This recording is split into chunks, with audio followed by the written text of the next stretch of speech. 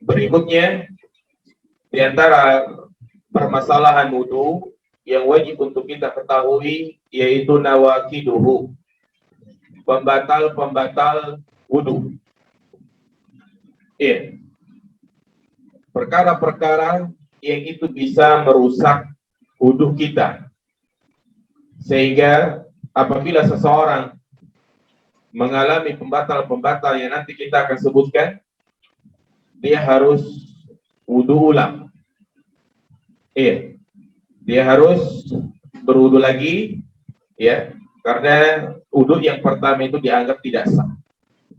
Juga dengan kita membahas perkara-perkara yang membatalkan wudu ini, maka kita akan tahu di sana juga ada hal-hal yang tidak membatalkan wudu, tetapi ternyata banyak orang menganggap itu membatalkan wudu. Yang pertama, jamaah sekalian, di antara hal yang membatalkan wudu adalah ma kharaja minas sabilain.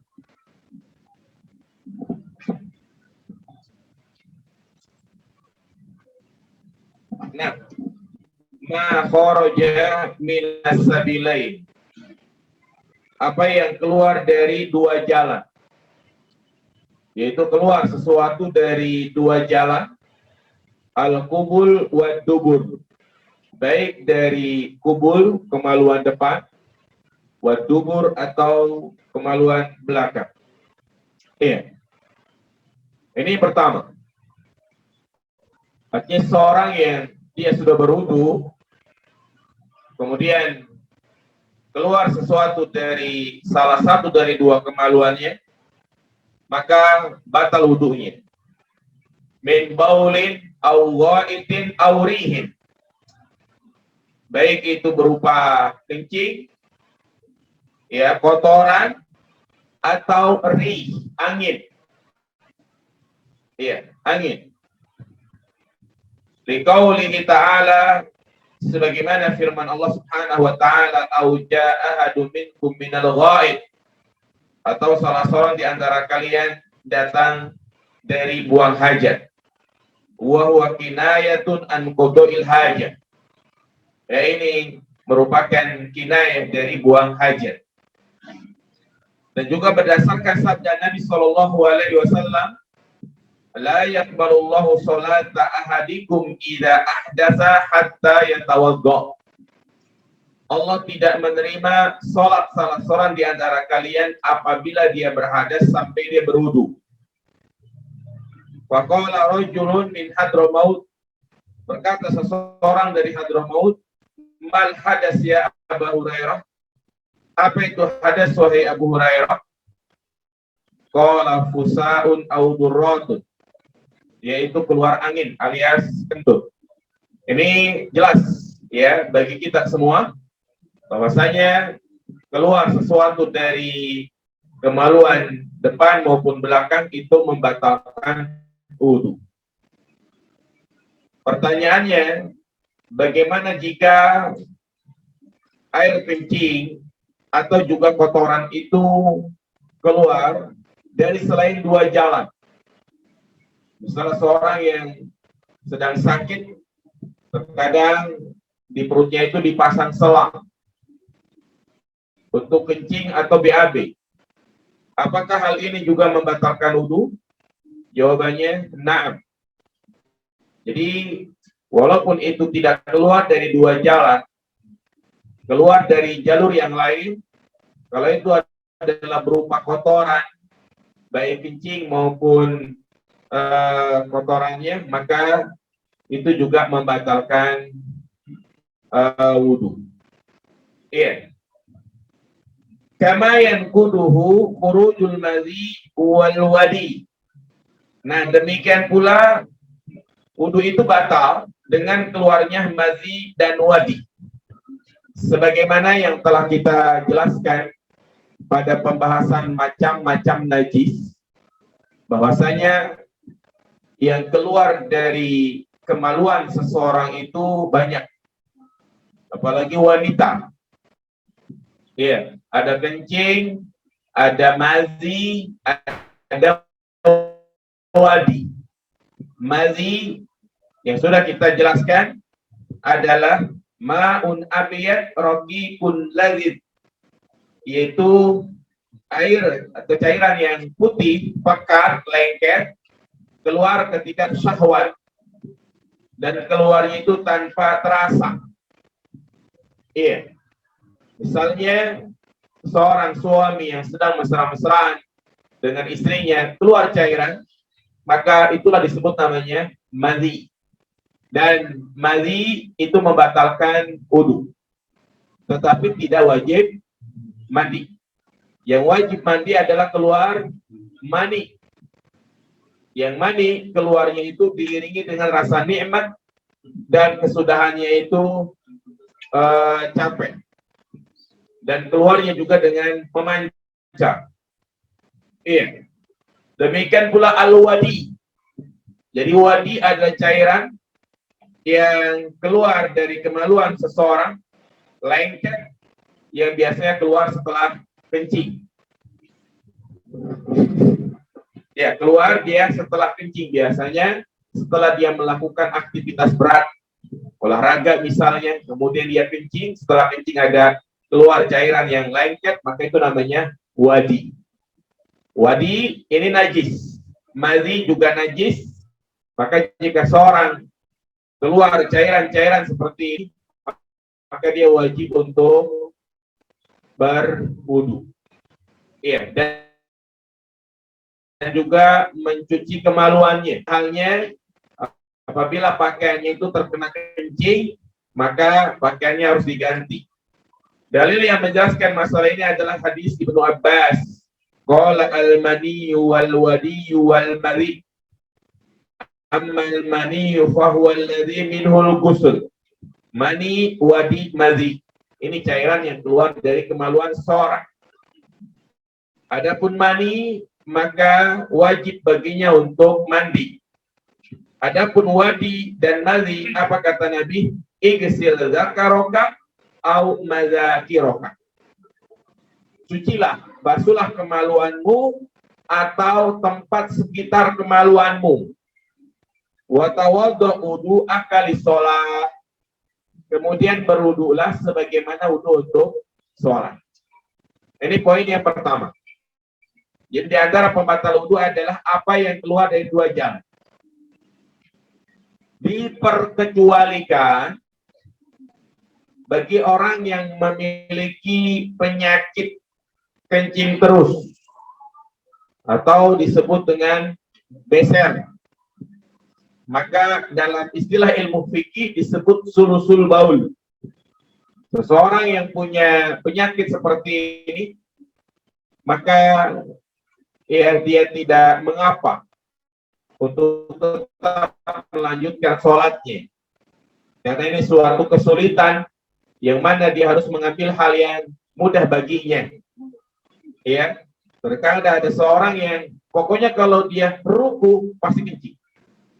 Nggak bisa ditahan. Sujud pasti keluar. Ya. Berbeda kalau itu terjadi jarang-jarang. Ya, maka mau nggak mau dia harus mengulang sholatnya, mengganti pakaiannya, ya, dan harus berwudu ulang. Tapi kalau ini yang dimaksud sulusul adalah orang yang beseran, nggak bisa ditahan, pasti keluar. Maka ya wudunya itu tidak batal dan dia boleh melanjutkan sholatnya, tetapi dia harus memakai papers atau pembalut agar kencingnya itu tidak mengenai pakaiannya. Atau juga sulusuri, bukan hanya kencing saja, sulusuri, orang yang kentut terus, nggak bisa ketahan. Nah, ini ada penyakit yang seperti ini, maka dia tidak mengapa. Atau juga seorang yang tadi keluar kotoran terus dari selang, sehingga dia berada dengan najisnya, ya seperti mereka yang berada di rumah sakit kadang dipasang selang, ya dari selang itu kelihatan bekas kencing cairan kencingnya, ya maka itu tidak mengapa. Dia sholat dalam keadaan seperti itu. Ini min babid darurah, ya. Sehingga setiap ada kesulitan pasti ada kemudahan.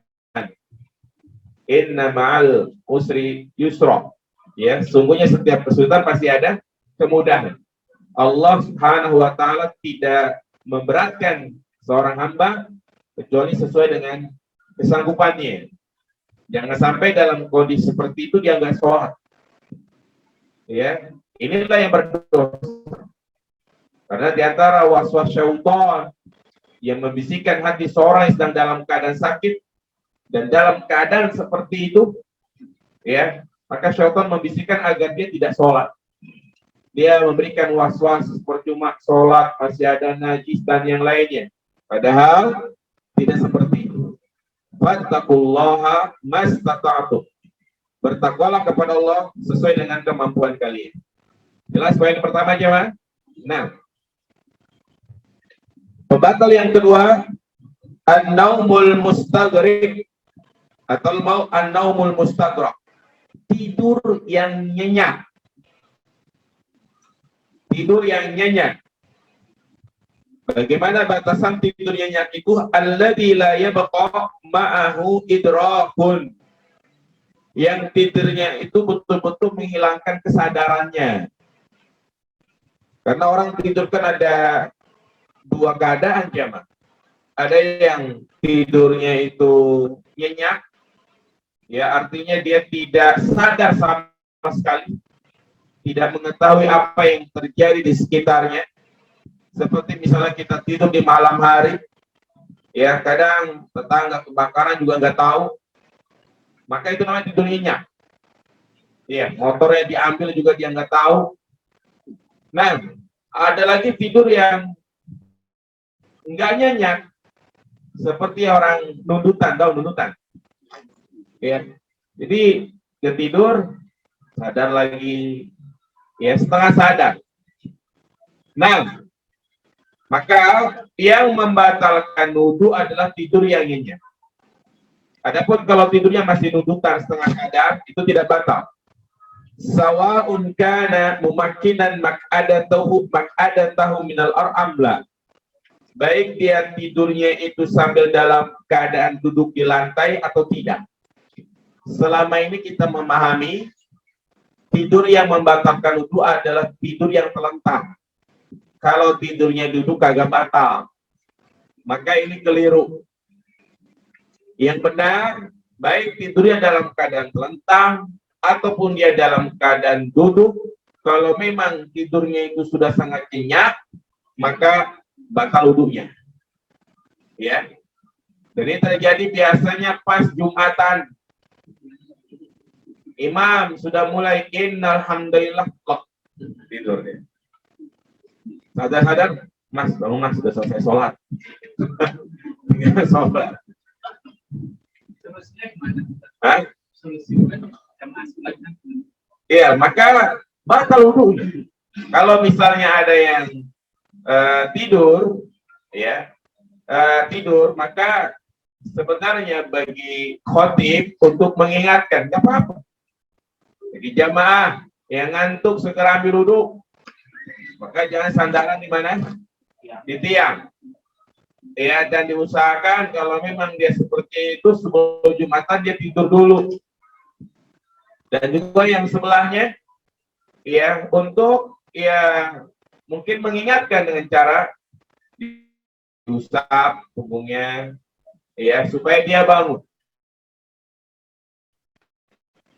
Nah, kemudian kalau misalnya ada di depan kita tidak mungkin kita bangunin, maka ya, ketika hendak sholat dia dibangunin dan dia harus apa? Berwudu, batal wudunya. Ya, kecuali kalau tidurnya tadi, tidur ayam setelahnya ya, setengah sadar.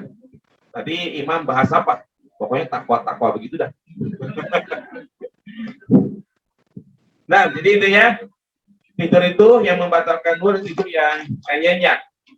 Di hadis Sufyan bin Asal, sebagaimana hadis Sufyan bin Asal, kana Rasulullah sallallahu alaihi wasallam ya'muruna idza kunna safaran alla nanzi'a khifafana salasata ayyamin wa layalihinna adalah Rasulullah memerintahkan kami apabila kami safar untuk tidak melepas sepatu kami selama 3 hari, kecuali apabila berjunub atau buang hajat atau kencing atau tidur. Iya. Nah, kemudian juga dari Ali bin Abi Thalib, Rasulullah bersabda, al-ainu wika'us sahi. Faman nama falyatawaddo. Mata adalah pengikat dubur. Maka barang siapa yang tidur, hendaklah dia berwudu. Nah, karena ketika dia tidur dalam keadaan duduk pun, dia nggak tahu apakah dia kandut atau tidak. Maka ya al-ihtiyat yang lebih aman, dia harus berwudu lagi. Ini yang kedua. Yang ketiga, zawalul aql. Hilang akal. Hilang akal. Contohnya adalah al-igma, pingsan, muskir, mabuk, atau dia dibius, ya, atau hilang kesadaran. Maka ini jelas, li'anna zuhul inda hadzal asbab ablag minan naum. Karena ya tidak sadar dalam keadaan seperti ini itu lebih parah dari tidur. Nah, atau dia gila sesaat. Gila sesaat, maka itu juga membatalkan wudu. Iya. Jadi intinya hilang akal, contohnya adalah dia pingsan atau dia mabok, ya, atau dia dibius, maka itu membatalkan wudu. Iya. Bagaimana kalau itu terjadi beberapa jam? Ya misalnya dia seharian dia pingsan, maka ya dia wajib untuk mengqadha sholat yang dia tinggalkan. Misalnya dia pingsan di jam 11, sadar-sadar 11 malam misalnya, ya, maka dia wajib untuk mengqadha sholat yang dia tinggalkan. Nah, ini hilang akal. Kemudian yang keempat, masul farji, menyentuh kemaluan. Min ghairi hailin idza kana bi syahwatin, tanpa adanya penghalang apabila dibarengi dengan syahwat. Jadi tentang masalah menyentuh kemaluan, apakah membatalkan wudu atau tidak, ada beberapa keadaan. Yang pertama, apabila dia menyentuh kemaluannya itu dengan penghalang, seperti misalnya dia sentuhnya itu di luar celananya, maka ini tidak membatalkan wudu. Yang kedua, tanpa penghalang. Ya, tanpa penghalang. Maka ini ada dua keadaan. Yang pertama, jika tidak diiringi dengan syahwat, gatal misalnya dia garuk, ya, tanpa syahwat, artinya tanpa menikmati, maka ini tidak batal wudunya, nggak mengapa. Baik dia nyentuhnya dengan telapak tangannya atau punggung telapak tangannya, itu tidak membatalkan wudu. Ya, keadaan yang ketiga, dia memegang atau menyentuh kemaluannya itu tanpa penghalang dengan syahwat, artinya menikmati, ya, maka ini jelas dosa dan juga membatalkan wudu. Paham ya mas sekalian? Jadi yang membatalkan wudu itu adalah menyentuh kemaluan tanpa penghalang diiringi dengan syahwat. Sebagaimana hadis Nabi SAW, man massa zakarahu falyatawaddo. Barang siapa yang menyentuh kemaluannya, maka hendaklah dia berwudu. Ya, Nabi SAW perintahkan berwudu di sini karena menyentuhnya itu dengan syahwat.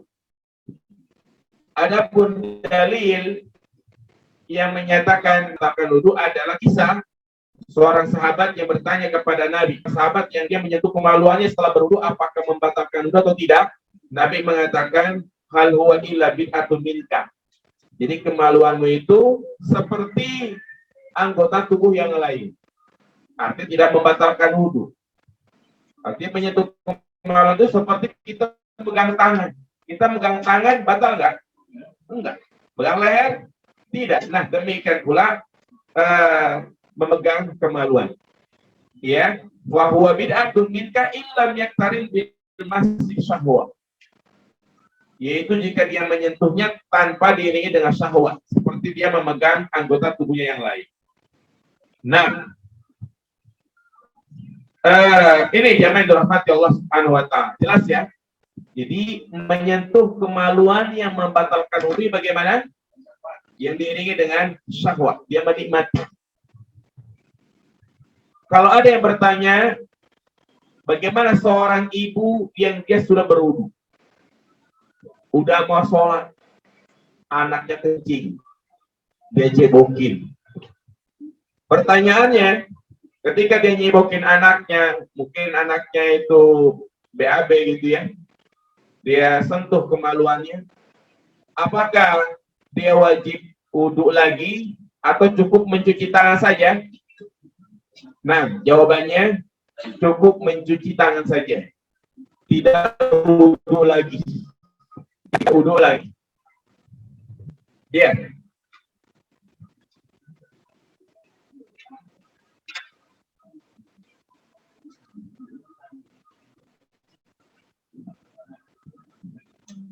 Jadi ini jamaah dirahmati Allah Subhanahu wa taala.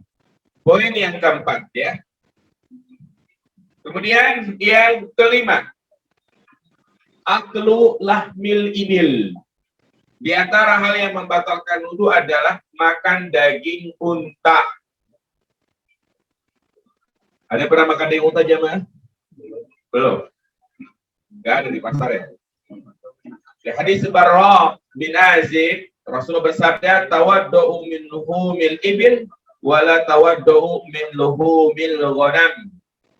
Berwudulah setelah makan daging unta dan janganlah kalian berwudu setelah makan daging kambing. Nah, jadi unta itu adalah hewan yang dagingnya itu memiliki unsur di mana orang itu kalau memakannya agak panas tubuhnya.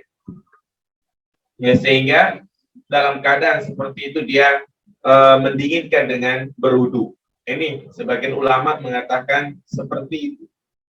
Namun wallahu alam tidak ada alasan secara jelas dari Nabi SAW kenapa ya setelah makan daging unta wudu, setelah makan daging kambing tidak berwudu. Maka jawabannya ya udah amrun ta'abbudi. Itulah memang yang diperintahkan oleh Nabi SAW. Iya. Jadi memakan daging unta, mencakup dagingnya, atau mungkin lemaknya, atau mungkin kikil untanya, ada nggak kikil Jawa sekalian? Ya, pokoknya bagian-bagian semuanya itu, ya paruhnya itu membatalkan wudu. Atau juga minum kencingnya. Kalau minum susunya, wallahu alam, saya tidak tahu ya. Belum membahas tentang masalah ini. Intinya daging unta. Adapun daging kambing tidak. Sebagaimana Jabir bin Samurah anna rajulan sa'ala an-nabiy sallallahu alaihi wasallam atawaddau min luhumil ghanam qala in syi'ta. Apakah saya harus berwudu setelah makan daging kambing? Nabi mengatakan in syi'ta wa tawaddau. Kalau engkau mau wudu ya silakan. Kalau nggak mau juga ya nggak apa-apa. Ya. Atawaddau min luhumil ibil, apakah aku harus berwudu setelah makan daging unta? Qala na'am. Ya. Tawaddau min luhumil ibil, berwudulah setelah makan daging unta. Nah, jadi itu ada berapa? 5. Selain 5 perkara ini berarti tidak membatalkan wudu. Seperti misalnya selain 5 perkara ini adalah bersentuhan. Bersentuhan dengan wanita atau seorang suami bersentuhan dengan istrinya. Iya, tentu jamaah sekalian, bersentuhan laki-laki dengan wanita bukan mahram itu haram ya. Rasulullah Shallallahu Alaihi Wasallam memberikan ancaman, ya seorang ditusuk dengan besi yang panas dari kepalanya tembus ke duburnya, itu masih lebih baik daripada dia bersentuhan dengan wanita yang bukan mahram. Ini adab yang perlu diperhatikan jamaah sekalian. Jadi seorang laki-laki tidak boleh bersentuhan dengan wanita yang bukan mahram walaupun itu sudah lanjut usia. Sehingga dalam hal ini ya seperti bersalaman tidak boleh. Ya. Antara guru dengan siswi yang biasanya kalau sudah usia SMP mereka sudah balik atau belum? Sudah, dia sudah pada haid. Maka nggak boleh ya siswinya itu bersalaman dengan gurunya yang laki-laki. Ya. Nah, ini secara hukum adalah haram. Ya, hukumnya adalah haram. Nah, tapi kalau berkaitan dengan wudhu, apakah batal atau tidak? Maka jawabannya tidak. Demikian pula seorang suami yang dia mungkin sebelum berangkat ke masjid, ya dia mencium istrinya atau istrinya salaman dengannya, maka itu tidak membatalkan wudhu karena tidak ada dalil yang menjelaskan tentang masalah itu. Justru yang ada adalah Nabi SAW tidak berwudu setelah beliau ya bersentuhan dengan istrinya. Di antaranya adalah kebiasaan Nabi SAW, beliau selalu berwudu di mana? Di rumah. Itu yang selalu dilakukan oleh Nabi. Beliau wudunya itu bukan di masjid tapi di rumah. Setelah beliau berwudu, beliau berangkat ke masjid, disebutkan dalam hadis bahwa yuqabbilu zaujatahu. Rasulullah selalu mencium istrinya sebelum berangkat. Dan tidak dinukil satupun bahwasanya beliau berwudu lagi. Kemudian yang kedua, di dalam sholat, ya Aisyah menjulurkan kakinya. Ketika mau sujud, Nabi mengangkat kakinya. Nah ini kan menunjukkan Nabi bersentuhan dengan Aisyah. Dan Nabi tidak membatalkan sholatnya. Karena udah pasti yang namanya batal wudu pasti batal sholat. Iya. Adapun firman Allah Subhanahu wa taala dalam surah An-Nisa yang berbunyi aula maskumun nisa, makna alamas di sini ditafsirkan oleh sahabat Ibnu Abbas yaitu al-jima'. Jadi bukan bersentuhan. Yang dimaksud dengan aula maskumun nisa yaitu berjimalah yang membatalkan wudu. Jadi dari sini jamaah sekalian tidak mengapa, ya tidak mengapa bersentuhan dengan istri setelah berwudu.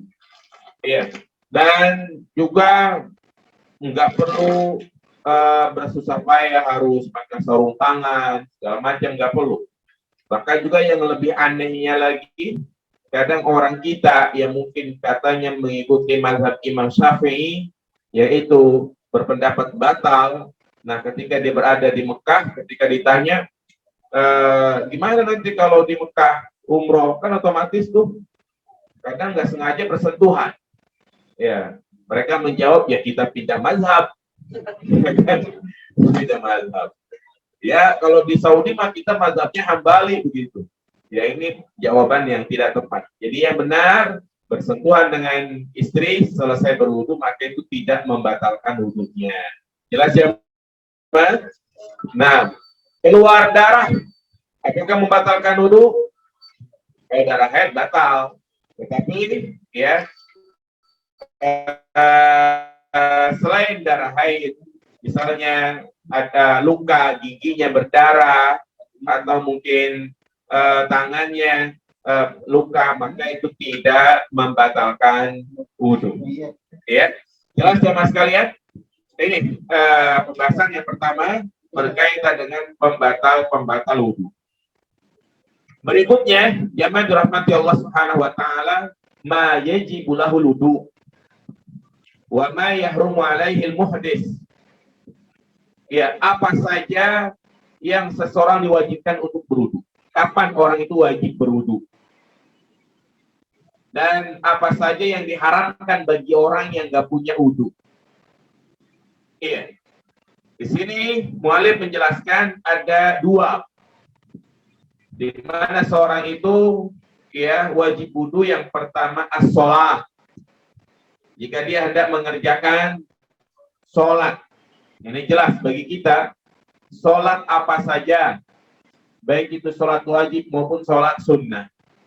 Sebagaimana firman Allah Subhanahu wa taala, ya ayyuhalladzina amanu idza qumtum ila sholati faghsilu wujuhakum wa aydiyakum ilal marafiq. Wahai orang-orang yang beriman, apabila kalian hendak mendirikan sholat, maka basuhlah wajah kalian, kedua tangan kalian sampai sikutnya. Juga Rasulullah bersabda, la yaqbalullahu sholatan bighairi tahurin. Allah tidak menerima sholat seorang hamba yang tidak bersuci. Ya, jadi semua hal yang termasuk dalam kategori sholat, baik sholat wajib maupun sholat sunnah, sholat jenazah, semua itu harus diawali dengan berwudu. Walaupun sholatnya itu ada sholat sunnah, tetap wajib berwudu. Bagaimana dengan sujud syukur? Apakah perlu berwudu? Tidak. Sujud tilawah. Sujud tilawah? Tidak. Ya. Kemudian yaitu ya. Jadi kalau sujud tidak mengapa, tidak perlu berwudu karena itu bukan bagian dari sholat. Yang kedua, at-tawaf. Tawaf bil bait. Tawaf di Ka'bah. Maka diwajibkan untuk berwudu sebagaimana sabda Nabi sallallahu alaihi wasallam, at-tawafu bil baiti salatun. Tawaf di Ka'bah adalah salat, illa anna Allah ahalla fihi al-kalam.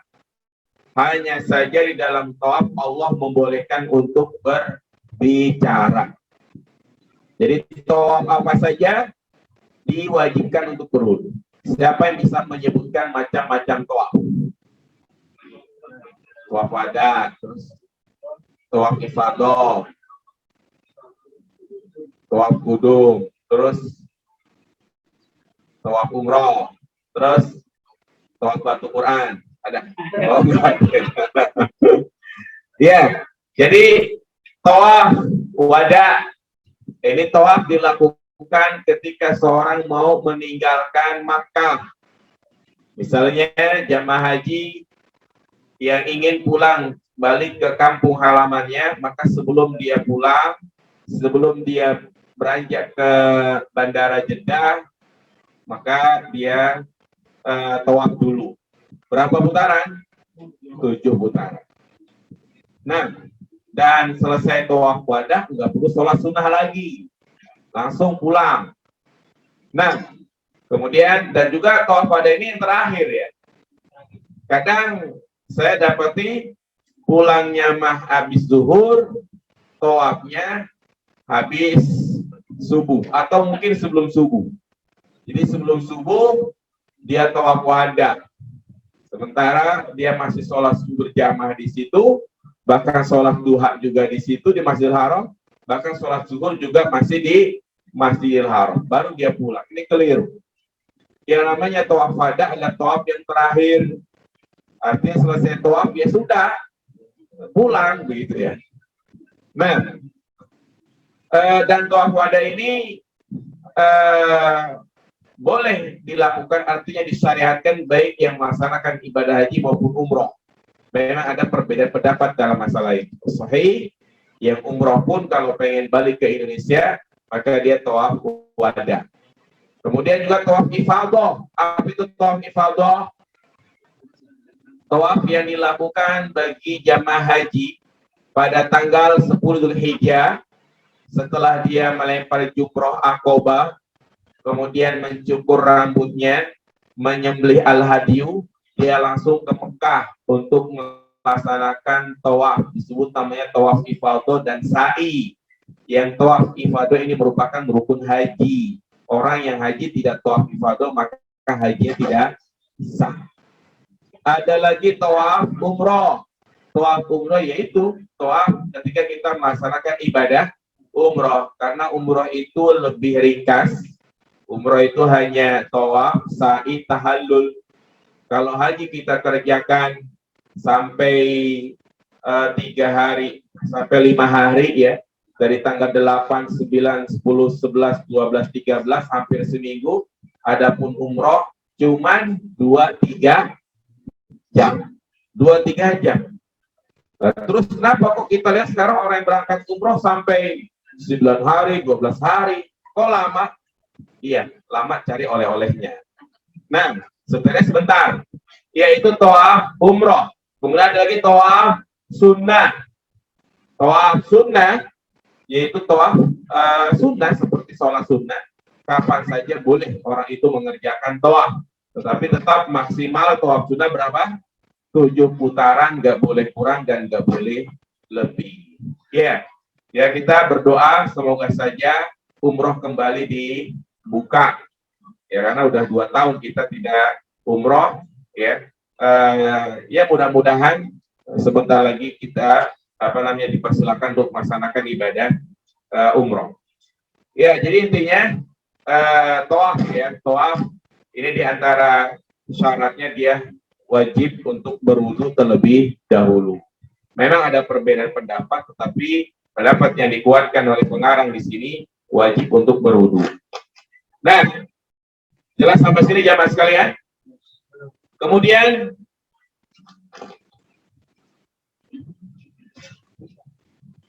berikutnya ma yustahabbu lahul wudu. Ya, ma yustahabbu lahul wudu. Sebelum saya membahas ini, hal-hal yang disunahkan untuk berwudu. Jadi yang orang itu wajib berwudu ada berapa keadaan di sini?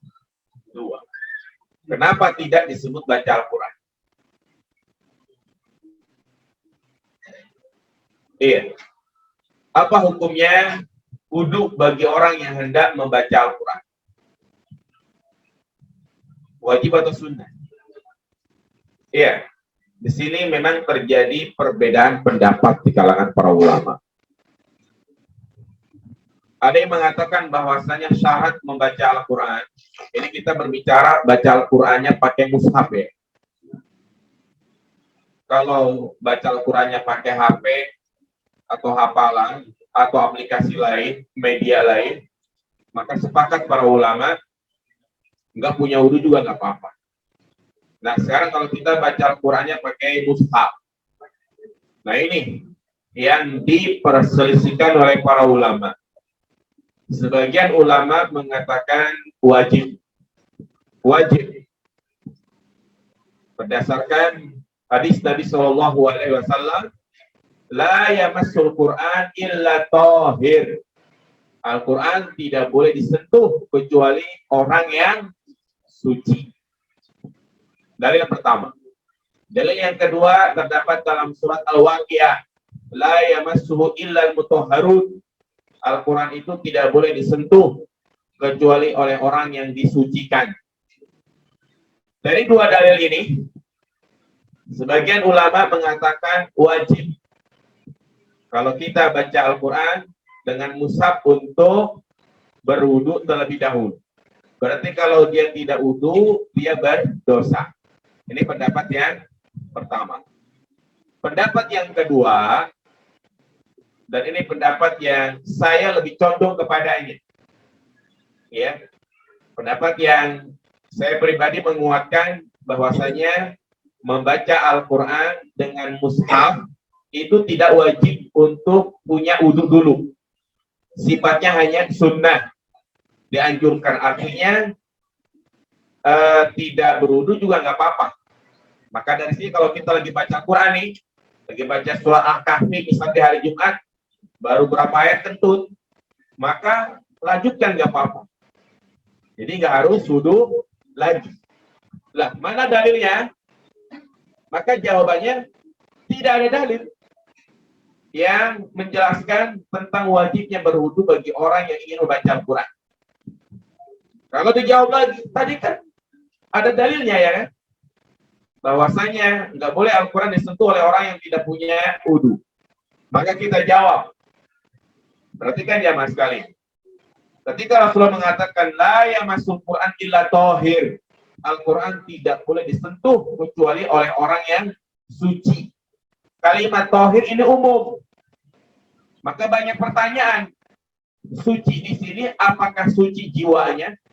Artinya dia sudah memeluk agama Islam, atau suci dari hadas kecil atau hadas besar.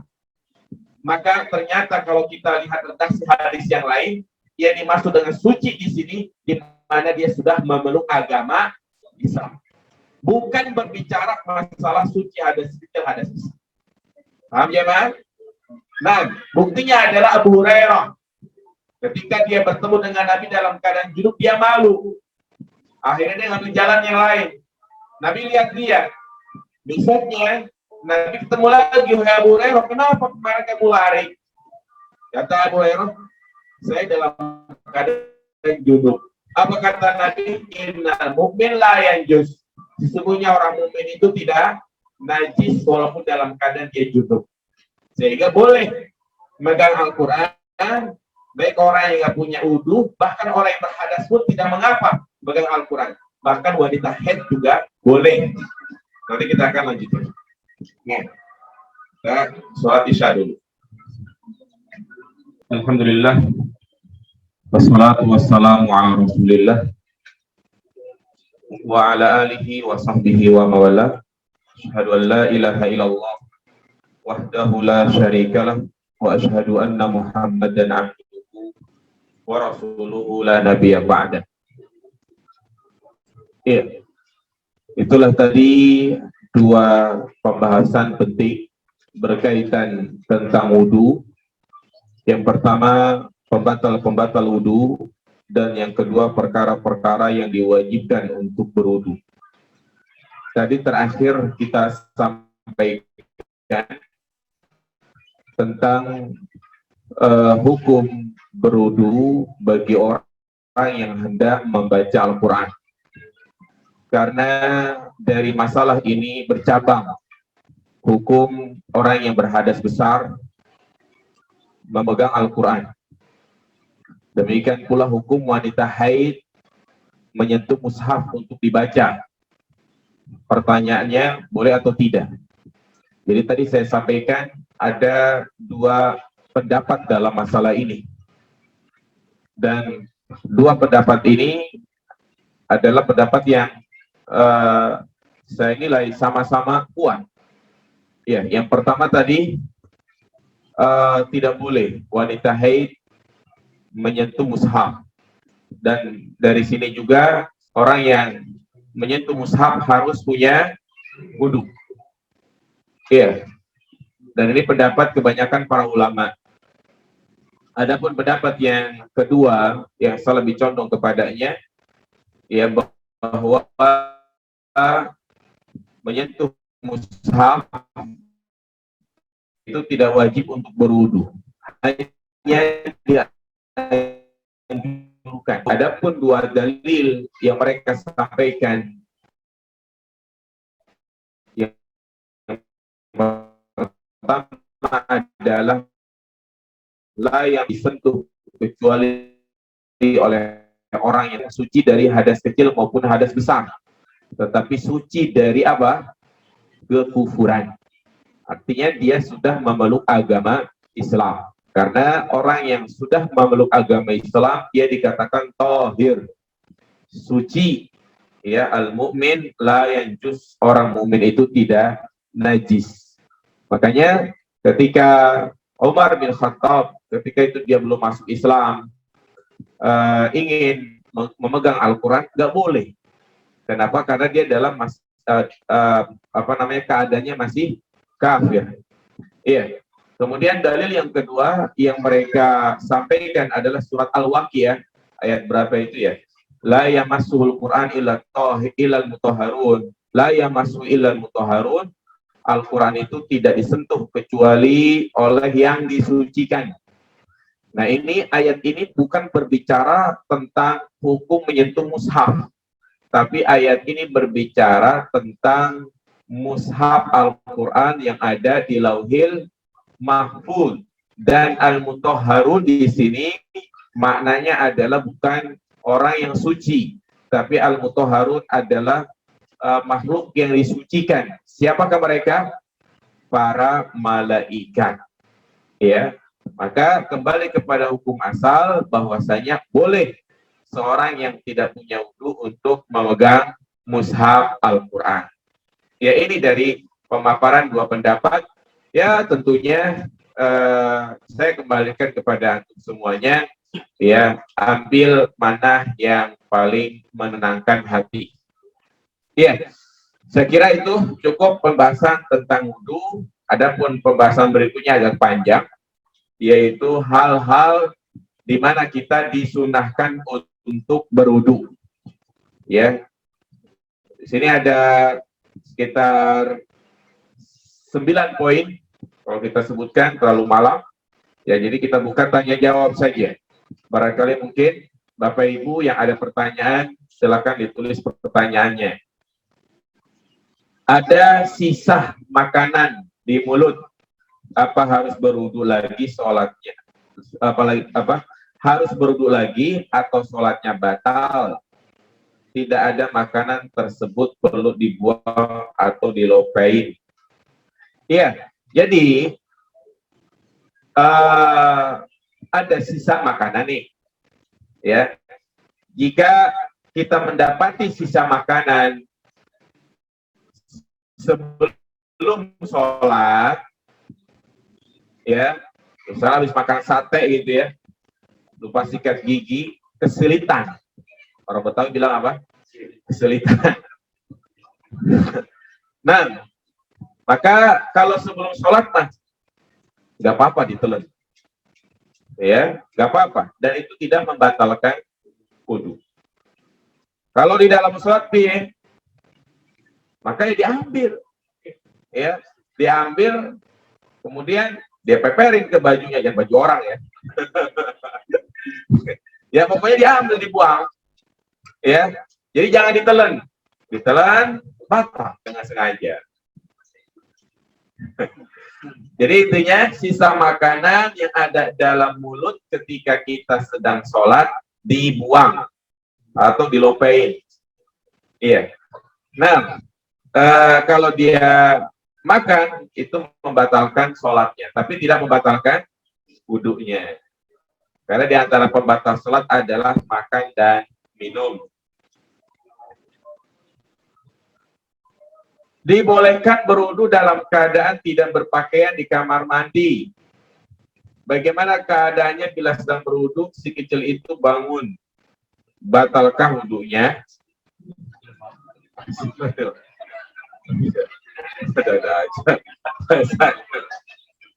Tidak betul. Kinayah namanya ini.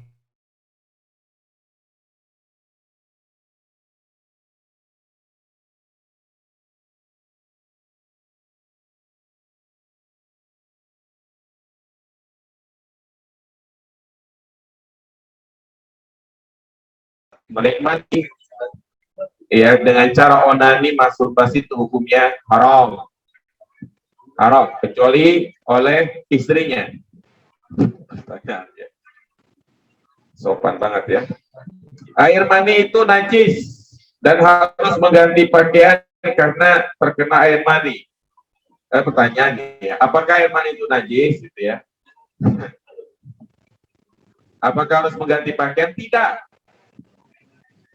Jadi kalau misalnya suami istri berhubungan, kemudian air maninya dia lap dengan sarungnya misalnya, atau mungkin terkena sarungnya, maka tidak najis dan boleh sholat dengan sarungnya itu, ya. Tetapi ya dihilangkan saja, dikerik atau diapain. Malu ke masjid pakai sarung ada. Nah, intinya air mani tidak najis, tapi dia wajib mandi. Kenapa air mani tidak najis dan kencing najis? Karena bukan termasuk hikmah. Ya, namanya air mani kan asal manusia.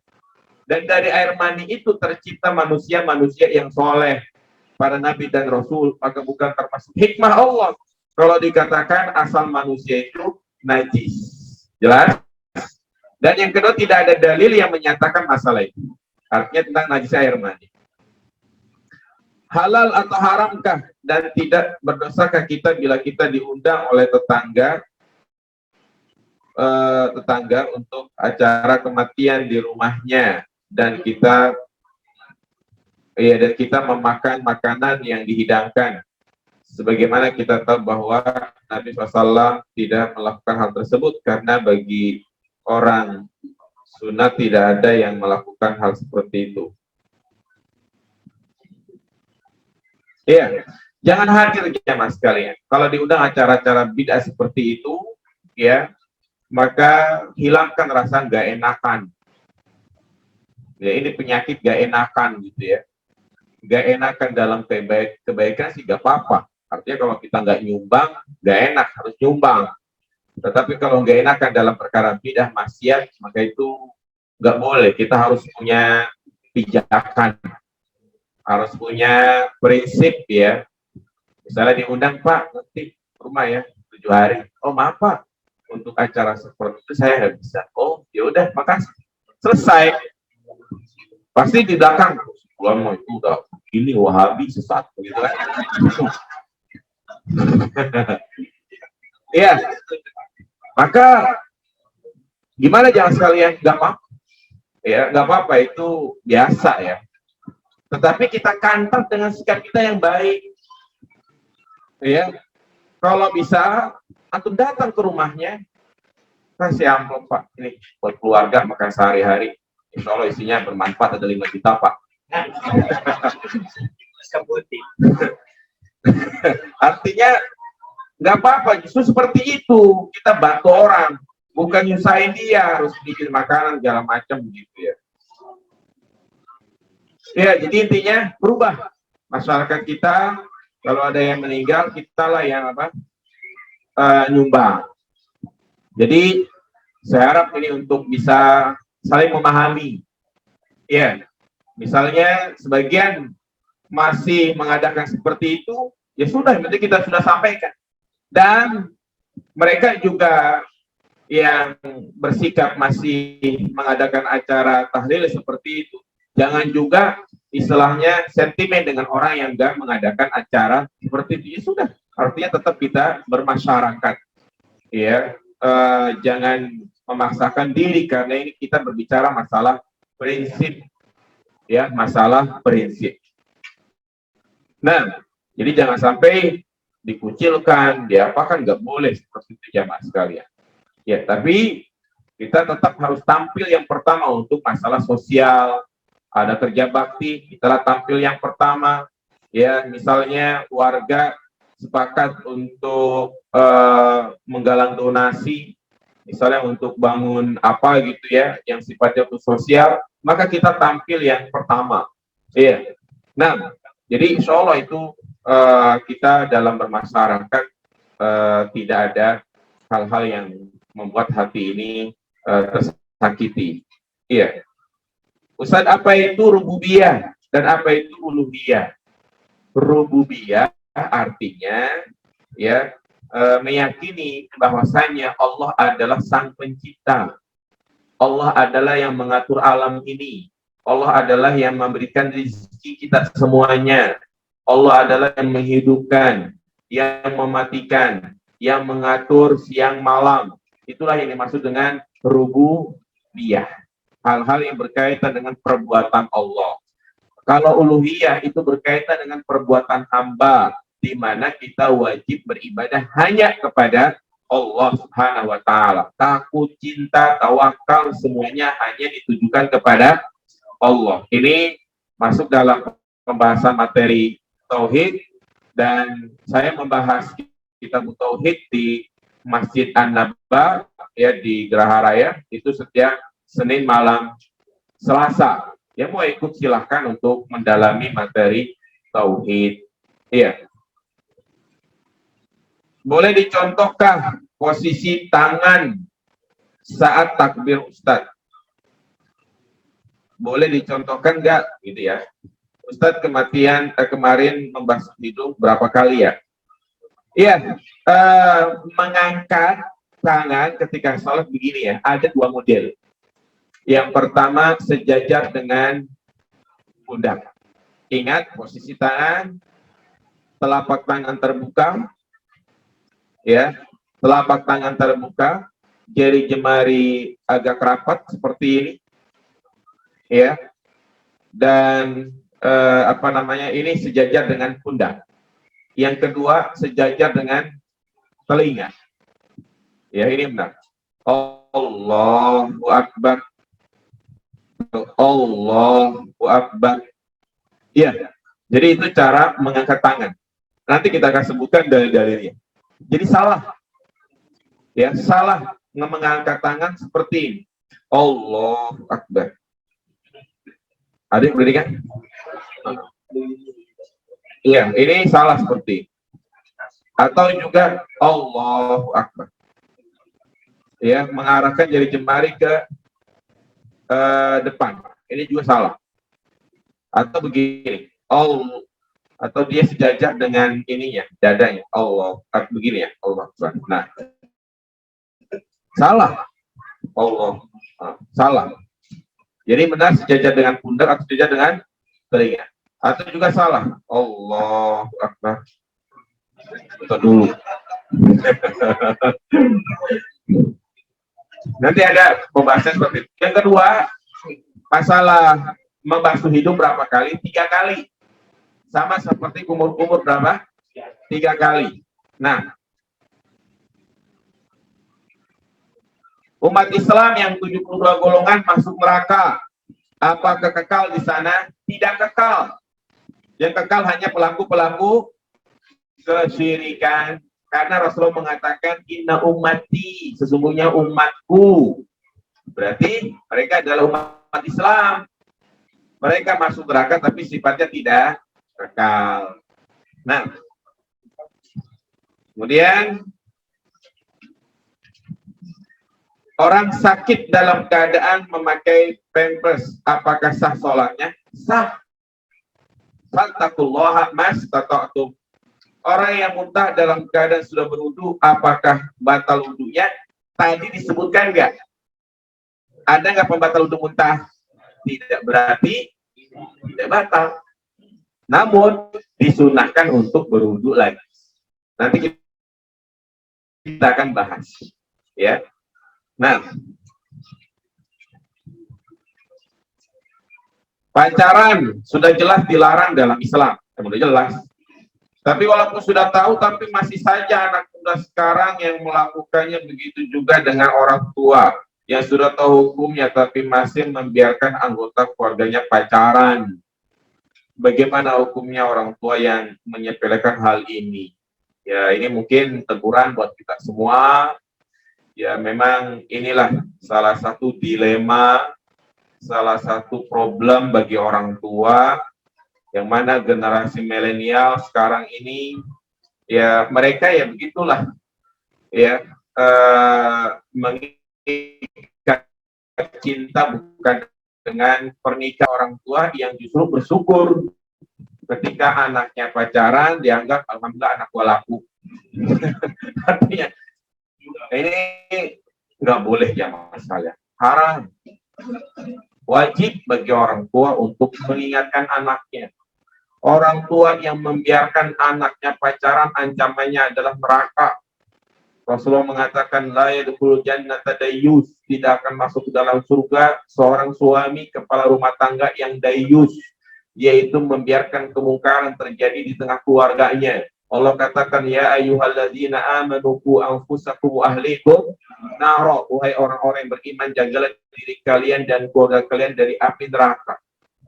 Ya, dan juga apabila ada anak muda di sini yang masih pacaran, tobat jamaah sekalian. Ya, jadi seorang orang tua itu harus punya prinsip, kalau misalnya ada laki-laki yang senang sama putrinya, sudah tantang, kalau kamu berani, ayo sini hitbah anak saya, gitu kan. Ya, jadi jangan main di belakang. Kalau sudah tekdung baru misal. Ya, hati-hati. Jadi banyak sekarang itu orang yang hamil di luar nikah. terutama anak-anak sekolah, ya, SMP, SMA. Ini kasus banyak seperti, ya memang dulu zaman kita mungkin tawuran, tapi sekarang banyak anak muda yang gayanya adalah menghamili anak orang. Ya, jadi orang tua harus betul-betul waspada, mawas diri, ya, jangan sampai anaknya itu terjerumus ke dalam dunia pacaran. Nah, kalau memang sudah siap untuk menikah, ya segera dinikahkan. Apabila kita setelah sholat fardu, mana yang harus diutamakan, didahulukan? Apakah zikir setelah sholat fardu dulu atau sholat sunnah 2 rakaat dulu? Zikir dulu. Zikir, baca tasbih 33, Allahu Akbar 33, ya Alhamdulillah 33. Setelah itu baru kita kerjakan sholat sunnah. Habis sholat sunnah ada zikir lagi enggak? Ada, hanya sampai astagfirullah, astagfirullah, astagfirullah, Allahumma antas salam wa minkas salam, tabarakta ya dzal jalali wal ikram. Itu zikir selesai sholat sunnah. Nah, karena dalilnya Nabi SAW mengatakan seperti itu. Ya, selesai sholat beliau membaca zikir. Apa hukumnya seorang suami yang sudah tidak memberi nafkah kepada anak istrinya? Maksudnya ya nggak boleh, haram ya. Maksudnya apa hukumnya seorang laki-laki apabila tidur malamnya kebablasan tidak menjalankan qiyamul lail, bahkan subuhnya kesiangan? Iya, seorang suami yang seperti ini, ya tentunya nggak boleh ya. Namun kalau misalnya kondisinya memang dia sudah tidak mampu, ya ini kembali kepada istrinya. Kalau dia bersabar, maka itu lebih baik. Tetapi kalau ternyata memang suaminya memang nggak mau bekerja, malas, maka boleh seorang istri untuk nuntut minta cerai, boleh. Ya, karena ini berkaitan dengan prinsip-prinsip dalam pernikahan. Nah, dan seorang laki-laki yang tidur malamnya kebablasan, tidak menjalankan qiyamul lail, dia adalah rajulun su, orang yang jelek ya mas sekalian. Iya. Biasakan dan mulai ya dari sekarang untuk mengerjakan qiyamul lail. Sholat tahajud, sholat witir. Enggak harus jam 2, enggak harus jam 3. Ngantuk jam segitu mah. Terus kapan? Setengah jam sebelum subuh. Setengah jam sebelum subuh bangun, wudhu, sholat 3 rakaat, 5 rakaat, selesai. Mudah nggak jamaah sekalian? Mudah. Terus gimana memulainya? Paksain. Ya, memang malam pertama berat, malam kedua berat, tapi itulah tahapan yang memang harus kita lewati. Setelah kita melewati tahapan yang pertama ini, nanti lama-kelamaan akan menjadi suatu kebutuhan. Kalau sudah menjadi suatu kebutuhan, justru kita nggak sholat qiyamul lail, rugi. Maka akhir jamaah sekalian, kalau kita sampai detik ini nggak pernah sholat qiyamul lail, kapan lagi? Umur udah 60 tahun, 50 tahun, nggak sholat tahajud acan-acan. Iya. Terus ada doanya nggak? Nggak ada, udah. Yang penting Allah nggak paksakan. Ya. Kalau nggak dipaksain, ya nggak bakal bangun. Begitu jamaskan prinsipnya. Nikmat jamaskan kalau kita sudah terbiasa ya qiyamul lail. Jadi saya ingatkan lagi, qiyamul lail itu nggak harus jam 2, jam 3, mungkin itu berat. Ya, tetapi kita mulai ya setengah jam sebelum subuh itu sudah cukup jamaah. Ya, dan biasakan tidur jangan terlalu malam. Ya, kita pulang kajian nih jam 9, setengah 9, udah langsung tidur. Ya, yang namanya setan gepeng udah simpen dah. Karena kalau kita lihatin nggak bakal habis-habisnya. Kita mulai dari sekarang. Ya, menghadirkan nuansa Islami di rumah. Subhanallah, nikmat. Ya, seperti itu nikmat banget. Iya. Jadi artinya kita mulai ya dari sekarang dan juga saling membantu. Suami bangunin istrinya, istrinya bangunin suaminya dengan cara yang baik, jangan langsung disiram. Ya. Nah, yang terakhir kita mengerjakan sholat 5 waktu setiap hari dan juga kita mengerjakan sholat qobliyah dan ba'diyah setiap selesai sholat 5 waktu. Bisakah dapatkah sholat qobliyah ba'diyah yang kita kerjakan tersebut untuk menutupi sholat kita yang bolong, misal sholat zuhur bolong-bolong? Ya, ya kalau ini memang sudah terjadi sudah lama, ya maka yaitu insya Allah tertutupi. Tapi kalau misalnya dia rajin sholat, tetapi sholat dulunya ditinggalkan, nah ini enggak manfaat sholatnya. Ya, tidak manfaat sholatnya. Iya, artinya sholat zuhur adalah wajib. Ba'diyah qobliyah adalah sunnah. Inilah orang yang tertipu. Ya, manistagola binafli anil fardhi fahuwa magrur. Orang yang sibuk dengan sholat sunnah sementara dia meninggalkan sholat yang wajib, maka dia adalah orang yang tertipu. Iya. Baik, jamaah sekalian, barangkali kita cukupkan sampai di sini. Semoga bermanfaat bagi kita semuanya, ya, dan kita bisa mengamalkan. Dan mulai dari malam ini yang belum terbiasa yang mulai jamaah sekalian, pasang alarm, ya. Tetapi harus memaksakan diri kita. Percuma pasang alarm sampai 3 gitu ya, HP kita, HP istri, HP anak. Tapi kalau nggak memaksakan, nggak bakal bisa. Iya. Demikian, subhanakallahumma bihamdika asyhadu an la ilaha illa anta astaghfiruka wa atubu ilaik. Assalamualaikum warahmatullahi wabarakatuh.